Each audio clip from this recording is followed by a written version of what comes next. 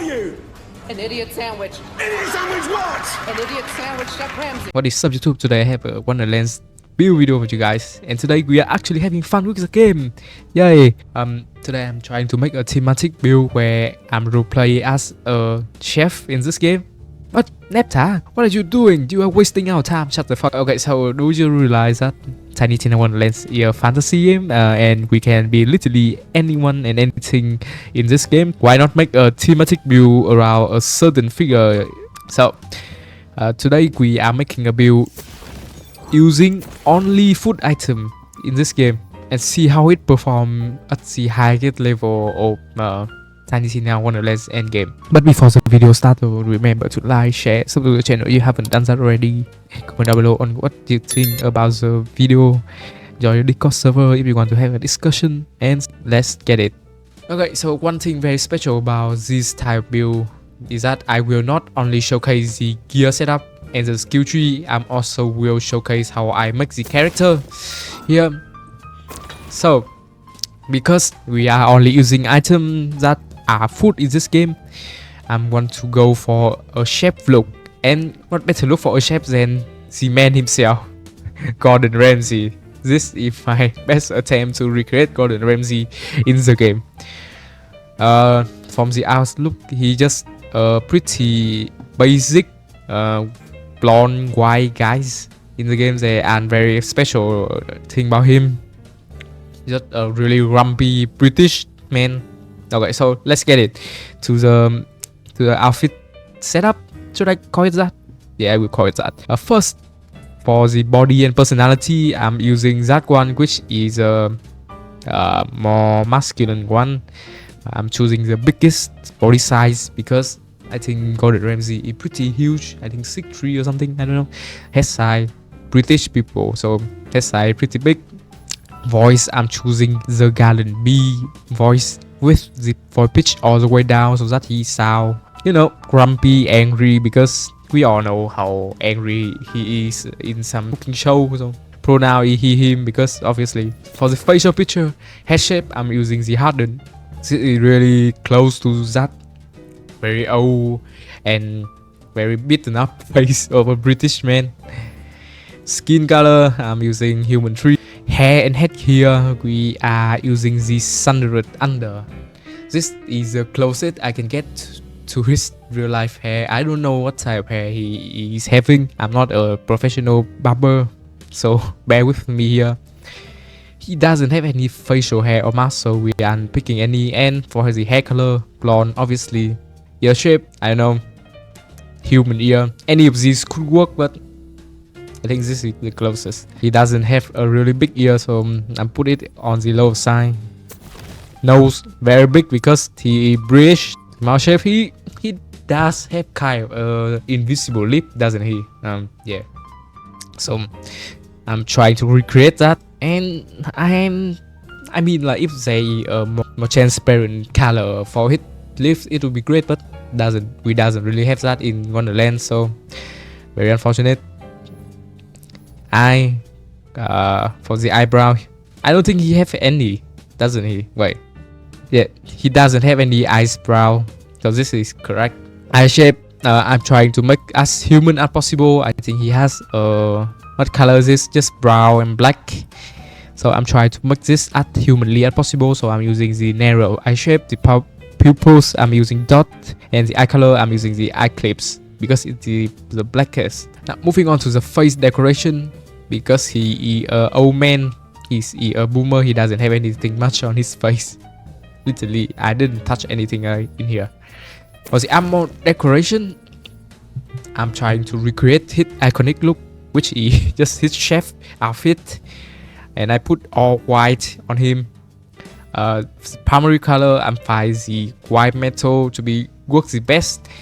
I have considered using the paper white, but it just appear a little bit too pinkish for me, which doesn't scream professionalism. And for the rest, I'm using the same white metal color.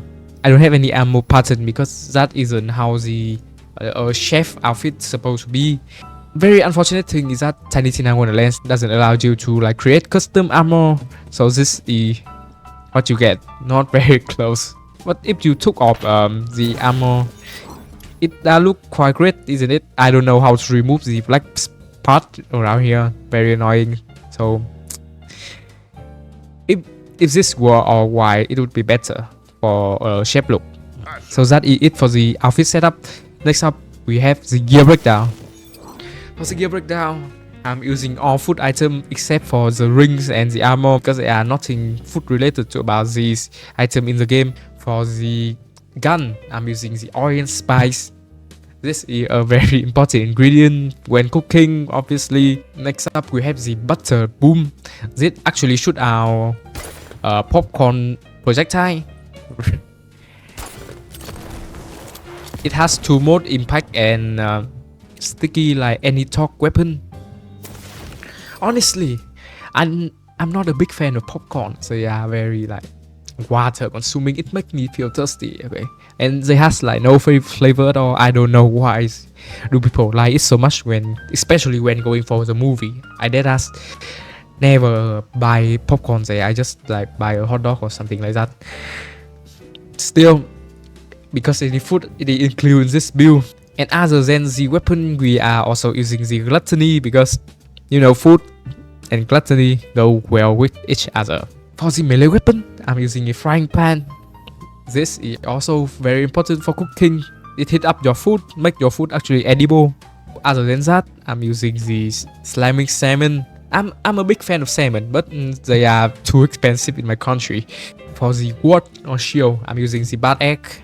Okay, exclude the bad part here. Egg is very essential for breakfast meal, so that is why I'm using it. For the spell, I'm using the garlic breath. This spell is very special, is that it can knock down enemies, so it can help you like melee it better.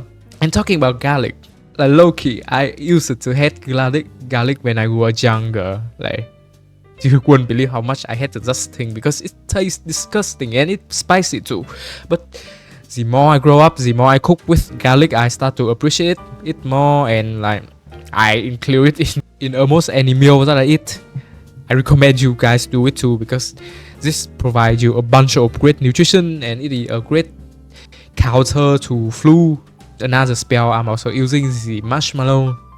This spell actually shoot out some marshmallow projectiles that you can heal from. Very cool stuff, very great for survivability.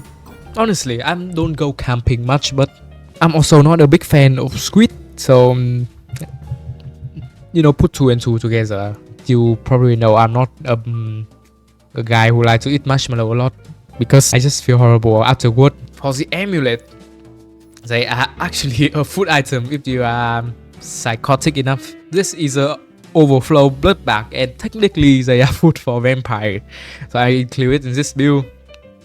For the passive, you would want to get some status effect damage and status effect chance.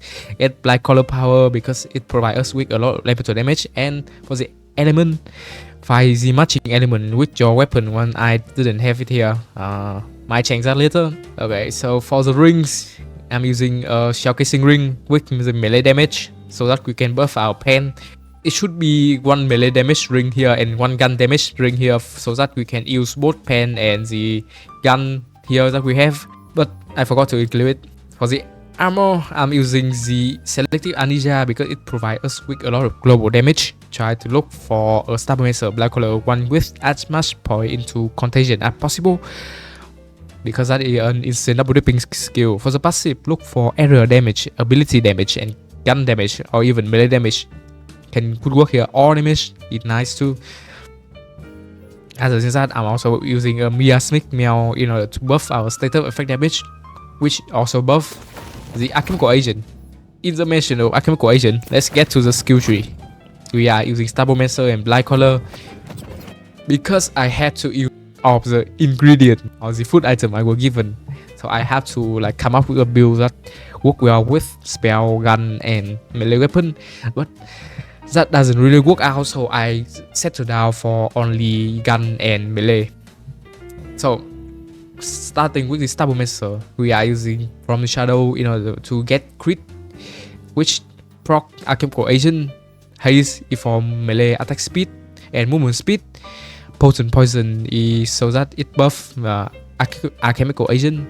Follow up for melee damage, sweep that for global damage, exploit the quickness, very nice for your damage formulas. Elusive is so that you can shoot and sprint at the same time. Contagion is so that you can double dip with your status effect, and that status effect can come from your gun or alchemical agent, a very important skill for a melee build, as it would double dip and then triple dip via contagion, which means big damage.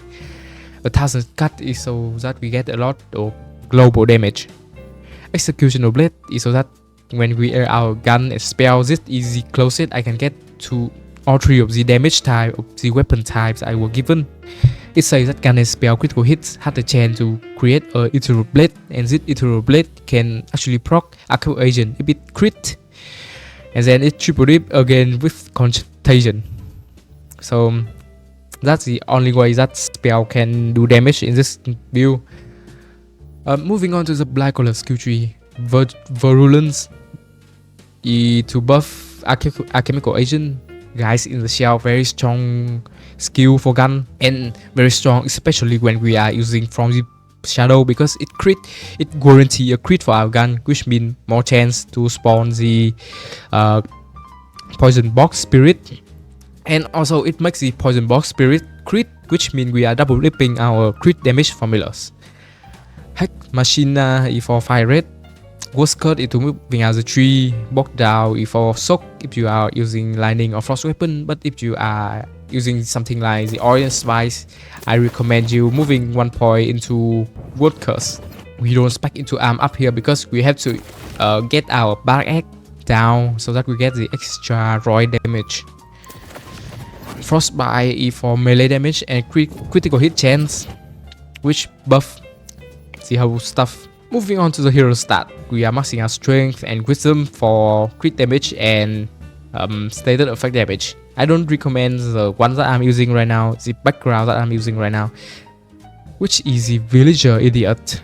I would prefer if you use the alchemist stroke for this, because you don't get any penalty into stated effect damage, and the strength is relatively still strong in that background.